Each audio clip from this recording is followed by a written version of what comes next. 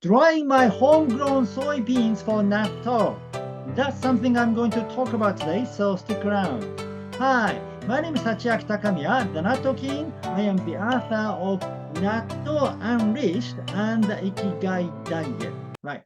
So today I will share with you how I dry my soybeans, which I just harvested, right? So a few videos ago, I showed you a short clip of my soybeans in my garden that they are kind of ready to be harvested. Yeah, this is the video. Soybeans are coming out nicely. Yeah, they are getting dried, and I think that they should be ready to harvest probably in like a few weeks. I think I can harvest them. Yeah. So I'm gonna make natto using these soybeans. So now I harvested the beans. So I basically cut, the stalk. Yeah. See, for example, you see this part? Yeah. So I cut at the bottom of the stalk, and then I brought the whole stalks here in my engawa, which is a Japanese style sunroom corridor, and I am drying the beans here now. Yeah. Usually you need to dry beans and grains and things like that usually, and then so after harvesting soybeans you kind of dry them for about a week. Yeah. And then so initially I just took all the pods, yeah, out of the stalks, because that will require a narrower space to dry them. But then I didn't have enough time to do whole thing, so I just decided to cut the stalks themselves. And then because mines are not that many, yeah, so there's enough space in engawa to keep them, so I decided to dry them. Yeah, and then either way is okay basically, because beans pop out of pods naturally. Like you see all those beans lying on the floor, yeah, they have just popped out of the pods, yeah, and it is even happening now. You see, wait a second, yeah, you'll probably hear the sound in a minute, because yeah, the beans are popping out, yeah, all the time.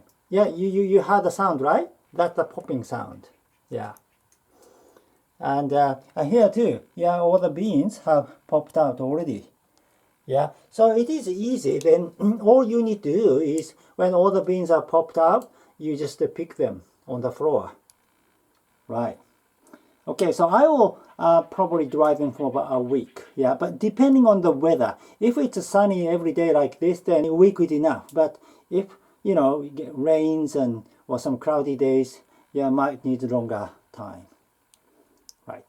All right, so looks like beans are ready, and then I can make natto from those beans. Some people make miso from the beans, but I don't think I have enough beans to make miso, so I'll just make natto. But maybe there are plenty to make 1 year of natto making. Yeah, I'm looking forward to it. And I'll show them to you in the video once I make natto from those beans. And here is my shiitake mushrooms. Yeah, I'm drying them here in the engawa too, right next to the beans. Yeah, so you can sun dry them outside. Yeah, but this engawa gets plenty of sunlight, and it is quite warm, or it is even hot. So I think, yeah, this is enough. I don't think I need to take them out. That's it. Thank you for watching.